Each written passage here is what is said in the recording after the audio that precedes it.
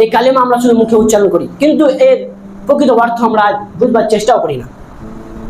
আর যদি আমরা এই প্রকৃত অর্থ বুঝতাম তাহলে অবশ্যই আমরা মৃতপীরের মাজারে কখনো যেতাম না। যদি এর মর্ম সত্যিকারই আমরা বুঝে থাকতাম তাহলে আমরা আল্লাহ ব্যতীত অন্য কারো নিকট সেজদা করতাম না। কিন্তু এর মর্ম আমরা আজ বুঝতে পারিনি, এর প্রকৃত অর্থ আমরা বুঝতে পারিনি।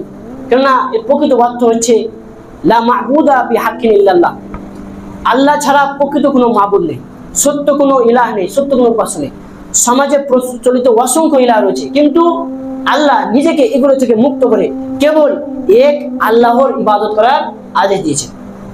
কেননা আমরা 5 ওয়াক্ত নামাজে তাই বলে থাকি, ইয়াকা না'বুদু ওয়া ইয়াকা নাস্তাঈন, আমরা শুধু আপনার ইবাদত করি এবং আপনার কাছে সাহায্য চাই। এবং ভাবে আল্লাহ রাব্বুল আলামিন সূরা যারিয়াতের মধ্যে বলেছেন, ওয়া মা খালাকতুল জিন্না ওয়াল ইনসা ইল্লা লিয়াবুদুন, আমি জিন এবং মানুষকে এই জন্যই সৃষ্টি করেছি যে তারা শুধু আমারই ইবাদত করবে।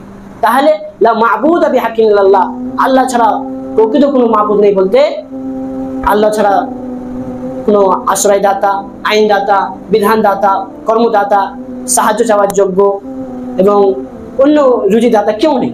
অনুরূপ ইসলাম ব্যতীত অন্য কোনো ধর্ম, দর্শন, মতবাদ, থিওরি, এই তরিকা, মাযহাব কোনো কিছুকে অগ্রাধিকার না দিয়া এক কথায় মানব রচিত যাবতীয় মাবুদ এবং বিধানকে সম্পূর্ণরূপে অস্বীকার করা, ঘৃণা করা, সর্বশক্তি দিয়ে প্রতিরোধ করা, এটাই হচ্ছে এই কালিমার সাক্ষ্য দেওয়া। সব কিছুকে বাদ দিয়ে, সব কিছুকে নাকচ করার পর পবিত্র হৃদয়ে আল্লাহ রাব্বুল আলামিনকে স্থান দেওয়াই হচ্ছে এই লা ইলাহা ইল্লাল্লাহ সাক্ষ্য প্রদান করা।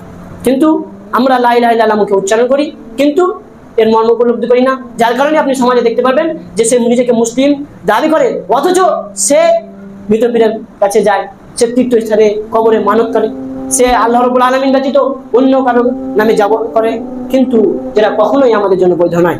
তাই আল্লাহ রাব্বুল আলামিন কোরআন মাজিদে বলেন, লা ইকরাহা ফিদ-দীন ক্বাদ তাবায়্যানা আর-রুশদু মিনাল গায় ফামান ইয়াকফুর বিত-তাগুতি ওয়া ইউমিন বিল্লাহি ফাকাদ ইসতামসাকা বিল-উরওয়াতিল উসকা লা ইনফিসামা লাহা ওয়াল্লাহু সামিউন আলিম, যে লা ইকরাহা ফিদ-দীন, দ্বীনের মধ্যে কোনো জবরদস্তি নেই, নিশ্চয় ভ্রষ্টতা হতে হেদায়েত স্পষ্ট হয়ে গেছে।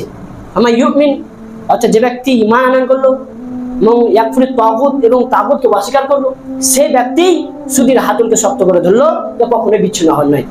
অর্থাৎ কি করলো, সমস্ত তাগুতকে অস্বীকার করে নিল এবং শুধু আল্লাহর প্রতি ঈমান আনয়ন করলো, সেই ব্যক্তি সুদীর হাতলকে শক্ত করে ধরলো, যে এই কখনোই বিচ্ছিন্ন হবে নয়। আল্লাহু সামিউন বাসীর, এবং আল্লাহ রাব্বুল আলামিন হচ্ছে সর্বশ্রোতা এবং সর্বদ্রষ্টা।